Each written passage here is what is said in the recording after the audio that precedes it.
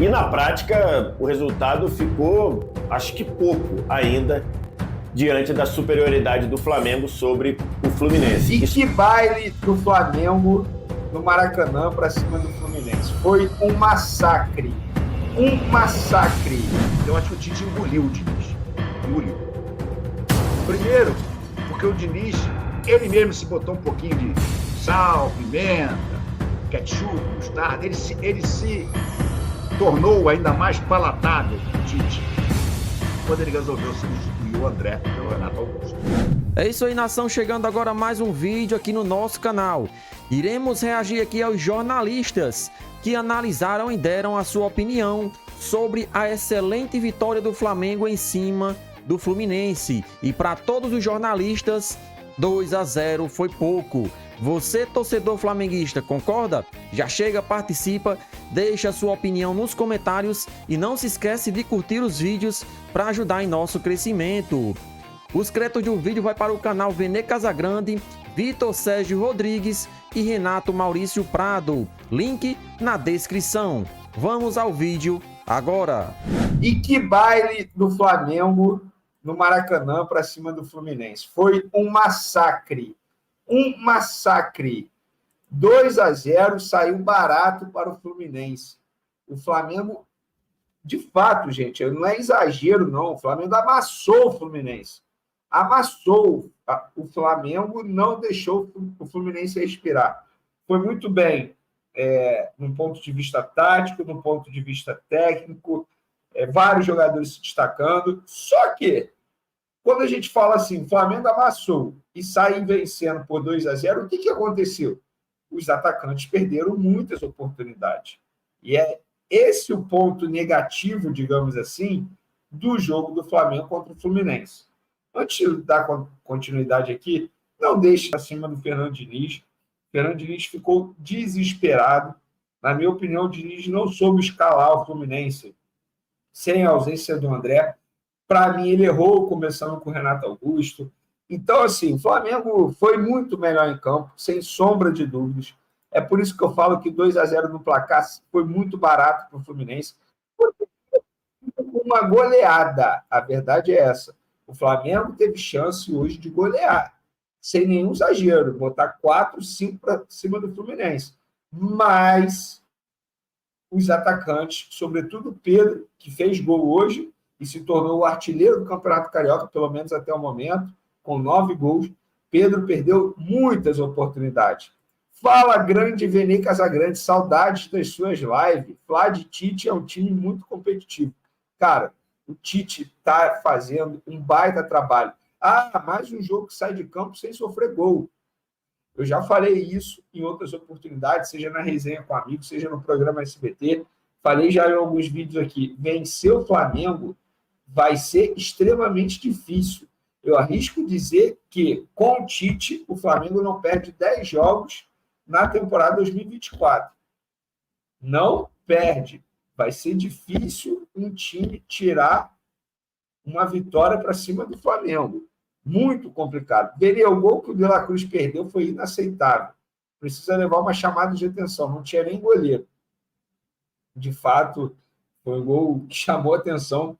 Mas eu ia falar do De La Cruz, cara, agora. Porque, embora ele não tenha feito gol, mas a partida que ele fez hoje foi absurda, gente.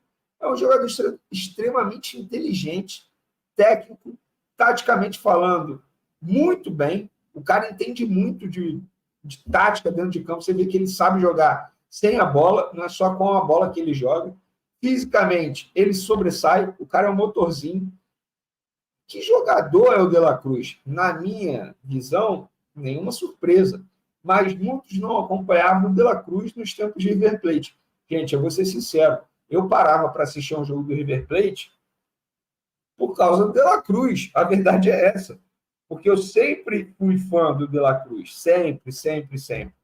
Então, galera, se quiserem mandar superchat, podem mandar. Se não tiverem cartão de crédito para mandar superchat, pode mandar Pix, que eu leio aqui na... O Flamengo tem de parar de perder tantos gols em tantos jogos. Concordo. Mais comentários. Tem gente falando que o De La Cruz está devendo. Para mim, ele fez muito bons jogos. pelo Fla. Na minha opinião, ele está demonstrando o que esperava. Pô, eu discordo de quem diz que ele está devendo. Muito pelo contrário. Quem fala isso, para mim, não está acompanhando de perto o De La Cruz. Sobretudo depois que ele foi deslocado para ser segundo volante na vaga do Gerson. Posso estar enganado, mas acho que são 4 jogos seguidos já do De La Cruz como segundo volante. Vamos falar do jogo em si. Como é que eu vi o jogo? Eu acho que o Tite engoliu o Diniz. Engoliu. Primeiro, porque o Diniz, ele mesmo se botou um pouquinho de sal, pimenta, ketchup, mostarda. Ele se tornou ainda mais palatável para o Tite quando ele resolveu substituir o André pelo Renato Augusto. Vamos combinar que isso aí foi uma... Se ele fizesse essa troca, já que o André estava suspenso, se a escolha para substituir o André fosse o Renato Augusto, só faria sentido se fosse contra um time mais fraco. Um time que você ia empurrar lá para dentro, ia atacar. E quanto mais jogador talentoso no meio-campo você tivesse, mais fácil isso seria. Então, faria sentido. Mas contra o Flamengo, cara, contra o Flamengo com o meio-campo de Pulgar, De La Cruz e Arrascaeta, e mais os laterais, e mais os pontas voltando. Pô, foi uma maluquice, cara. Foi uma maluquice. O Flamengo engoliu o Fluminense no primeiro tempo. O Flamengo poderia e deveria ter metido pelo menos 2 gols no primeiro tempo. E 3 não seria um absurdo nenhum. O Flamengo finalizou 10 vezes. O Fluminense finalizou 1, e mal. Então, você vê que o tamanho... O Flamengo foi dono absoluto do jogo. O Flamengo jogou no campo do Fluminense. O Fluminense, com aquela saidinha do Fernando Diniz, não conseguia sair. Estava apertado no seu próprio campo. Existe uma coisa que o Flamengo precisa melhorar, é o índice de aproveitamento das oportunidades que cria. Isso acho que é a coisa mais urgente para o Flamengo acertar. A defesa já acertou. A defesa está jogando uma barbaridade. O meio-campo com Pulgar, De La Cruz e Arrascaeta é um super meio-campo. O esquema dos pontinhas, ainda que o Luiz Araújo seja fraquinho, com o Cebolinha está jogando muito bem. E o Pedro está fazendo gol. O Pedro hoje teve umas 3 ou 4 oportunidades que ele perdeu, mas chegou no finalzinho, quando aquele 1-0, vamos combinar, hein? Se tivesse terminado 1-0, era para o rubro-negro sair com gosto de cabo de guarda-chuva na boca, né? 1-0 só era para sair frustrado. E o Fluminense soltando foguete. Porque, afinal de contas, 1-0, se o Fluminense ganhasse de 2-0, no segundo jogo, estava resolvido. Então, o gol do Pedro no finalzinho deu aquele alívio. Porque aí eu volto a dizer o que eu falei na primeira entrada da live. Para mim, o Flamengo já está classificado para a final. Por que eu digo isso? Porque hoje o Flamengo mostrou que é muito melhor do que esse Fluminense. É muito melhor que esse Fluminense. O Flamengo do Tite é um time que está mais bem armado agora do que o Fluminense. Tem mais talento que o Fluminense. E eu acho praticamente impossível imaginar que o Fluminense vá fazer 3 gols de diferença no Flamengo. Lembrando que se o Fluminense ganhar por 2-0, ainda assim o Flamengo é o finalista. 2-0 ou 3-1, 2 gols de diferença. Claro, os tricolores vão dizer, pô, tá esquecendo a final do Campeonato Carioca do ano passado? Vocês ganharam a primeira também por 2-0, nós fomos lá e metemos 4-1. Pô, mas as circunstâncias são completamente diferentes, né, amigos? Primeiro, o técnico era o Paulo Souza. Então, não precisa dizer... Não, era o Vitor Pereira, Paulo Souza foi antes, era o Vitor Pereira. Aquela anta, que aliás caiu depois do 4-1. Depois do Flamengo vencer o Fluminense por 2-0, jogo de ida da semifinal do Campeonato Carioca, e abrir uma enorme vantagem para o segundo jogo, para a segunda partida, que vai ser na semana que vem. Isso porque o Flamengo teve a melhor campanha, né? Foi campeão da Taça Guanabara, o troféu simbólico para quem faz a melhor campanha, e tem a vantagem de jogar por 2 resultados iguais. Então, o Fluminense, para se classificar, para buscar o seu tricampeonato, o Fluminense teria que ganhar o Flamengo por 3 gols de diferença. 2 gols de diferença, o Flamengo se classifica. E na prática, o resultado ficou, acho que pouco ainda, diante da superioridade do Flamengo sobre o Fluminense. E superioridade no placar, 2-0, nos números, se a gente olhar as estatísticas, nas sensações de controle do jogo ao longo da partida, no posicionamento dos jogadores. Então, assim, foi uma partida, uma partida muito impressionante do time do Flamengo, que começou devagar lá atrás e o Tite começou a ser muito criticado depois da volta da excursão aos Estados Unidos, e ele dizendo, vai ser aos poucos, preciso de mais um tempo aqui, um tempo ali, a coisa vai engrenar, e agora funcionou bem demais. O Flamengo e o Fluminense se enfrentaram 3 rodadas atrás, ou 2 rodadas atrás, e o Flamengo também ganhou por 2-0, e ao contrário desse jogo, eu acho que o Flamengo teve na partida de hoje, na partida de agora, uma efetividade da sua marcação alta muito grande. E isso fez o Flamengo praticamente controlar todo o tempo do jogo, toda a partida, né? O Flamengo, logo com 15 minutos, já tinha tido 2 chances claras de gol. Depois, ainda continuou tendo outras oportunidades. Se você pegar aqui a estatística do primeiro tempo, que eu estou olhando aqui no SofaScore, o Flamengo teve, no primeiro tempo, 10 finalizações contra 1 do Fluminense, 4 finalizações no gol. 4 escanteios contra 2 para o Flamengo. 4 chances claras de gol, segundo os números do SofaScore, 1 para o Fluminense. Então, assim, chutes de dentro da área, o Flamengo 8, o Fluminense 1 no primeiro tempo. E o gol só foi sair nos acréscimos, depois de uma blitz. Ao longo do jogo, o Flamengo fez pelo menos 3 blitz, que são aquelas situações em que você tem a bola o tempo todo na intermediária adversária. O Flamengo fez isso pelo menos umas 3 vezes. Uma antes dos 10, depois uma ali depois do tempo técnico e uma na reta final, quando sai o gol aos 47. Foi um momento ali que o Flamengo teve muito a bola na intermediária do Fluminense, o Fluminense sem conseguir diminuir, sem conseguir marcar, o meio-campo Ganso e Renato Augusto não funcionou, e assim o gol só foi sair graças a pelo menos 2 boas defesas do Fábio e uma falta de pontaria do Flamengo. O gol só foi sair aos 47, depois de uma dessas blitz, um cruzamento longo do Pulgar para achar o Cebolinha de cabeça no segundo pau, entrando ali entre o Arias e o Guga, né? Naquele espaço, o Cebolinha entrou, cabeceou, o Fábio ainda tentou defender e a bola entrou. 1-0. No segundo tempo, o Fluminense talvez tenha vivido o seu melhor momento no jogo, que foi depois da saída do Ganso. Logo no intervalo, o Diogo Barbosa saiu machucado, veio o Marcelo, que criou uma ou outra jogada. Aos 4 do segundo tempo, num lance muito ao mesmo tempo, mas não envolvendo os dois, se machucaram Ayrton Lucas pelo Flamengo e Ganso pelo Fluminense. E aí os dois foram substituídos, o Vinha entrou bem no lugar do Ayrton Lucas, e o Lima entrou no lugar do Ganso. Quando você tirou Ganso e tirou essa dupla Ganso e Renato Augusto, que não funcionou em termos de combatividade no primeiro tempo, e nem também na saída de bola, a gente vai lembrar, a saída de bola do Fluminense hoje não contou com o André, que estava suspenso.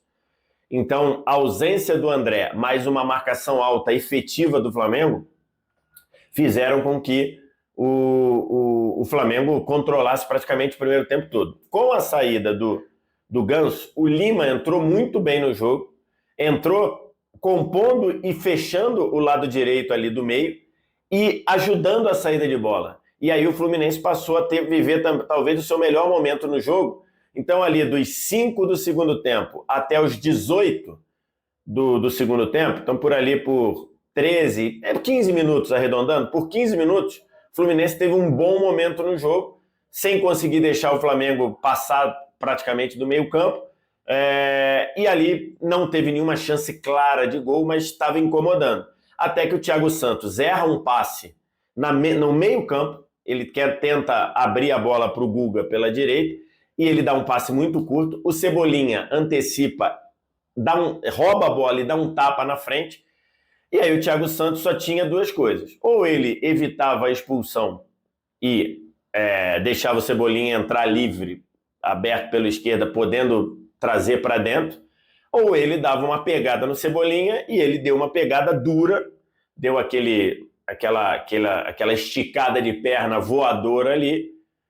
Ele acabou pegando no tornozelo do Cebolinha, o árbitro bizarramente deu cartão amarelo no campo e o VAR corretamente chamou para expulsar, porque é trava no tornozelo, então uma expulsão. O próprio Thiago Santos nem reclamou muito, comissão técnica foi na frente do banco do Fluminense, a comissão técnica do Fluminense não reclamou muito, porque de fato, e aí o jogo na prática tinha acabado, né? Então é isso aí, nação, vamos comentar um pouco sobre essa repercussão, né? Os jornalistas Vene Casagrande, Renato Maurício Prado e Vitor Sérgio Rodrigues, né? Esses foram os 3 jornalistas que trouxemos, né, os seus vídeos aqui, e em forma de créditos deixaremos o link na descrição para todo mundo se inscrever e acompanhar os seus trabalhos.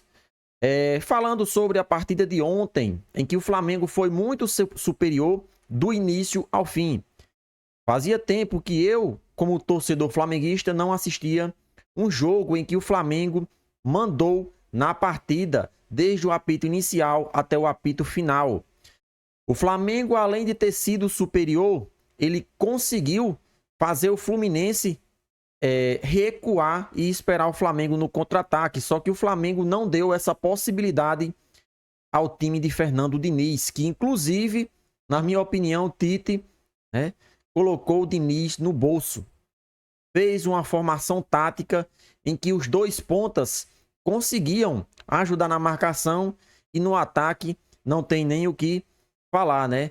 Cebolinha de um lado, Luiz Araújo de um outro, levaram perigo e muito ao time de Diniz. Portanto, Tite tem um papel fundamental nessa evolução do Flamengo, que em 2024 essa zaga titular não foi vazada nenhuma vez. Imagine só, 2023 o Flamengo foi criticado por levar diversos gols, até mesmo quando ganhava. O Flamengo sempre levava gols. E isso era um ponto que a imprensa criticava bastante, porque o Flamengo tinha jogadores capazes de passar 1 ou 2 partidas sem levar gols. Tite chegou no final de outubro e parece que está dando certo. Claro, é início de temporada, é apenas o primeiro campeonato que o Flamengo está disputando em 2024, e isso tem que ser levado em consideração, ainda mais por ser um estadual. O nível não é ainda muito alto. O estadual hoje nós sabemos que times grandes, apenas Flamengo, Vasco, Botafogo e Fluminense, né? Mas o nosso Mengão tem demonstrado que essa evolução vai ser contínua. Imagine só o Flamengo jogando dessa forma o ano inteiro. Os títulos virão. É questão de lógica. Não tem como uma equipe jogar bem muitas vezes e perder. É claro que acontece em uma final, pode acontecer até contra uma equipe pequena. Mas a probabilidade de o Flamengo perder um jogo hoje é muito pequena, porque o time não tem sofrido gols. A questão da zaga, o setor defensivo do Flamengo, os 2 zagueiros, os 2 laterais e ainda tem os 2 pontas que voltam para ajudar na marcação. Então o coletivo do Flamengo está muito dedicado, está sabendo o que Tite pediu, né? Então o Flamengo está no caminho certo, deu um passo enorme em busca dessa final. O Flamengo venceu por 2-0, poderia ter sido mais, né? E agora, para que o Fluminense se classifique, tem que vencer por no mínimo 3 gols de diferença. Você imagine só, se o Flamengo não levou nenhum gol, né? Levar 3 gols aí sem fazer nenhum, acho muito difícil. Mas futebol e é tudo questão, é imprevisível. Pode acontecer sim de o Flamengo fazer uma partida ruim e o Fluminense conseguir a classificação. Mas Tite tem feito um trabalho excelente aí no comando do Flamengo. Essa é minha opinião. E na opinião de vocês, o que acharam da partida de ontem contra o Fluminense? Chega, participa, deixa seu like aí para ajudar em nosso crescimento.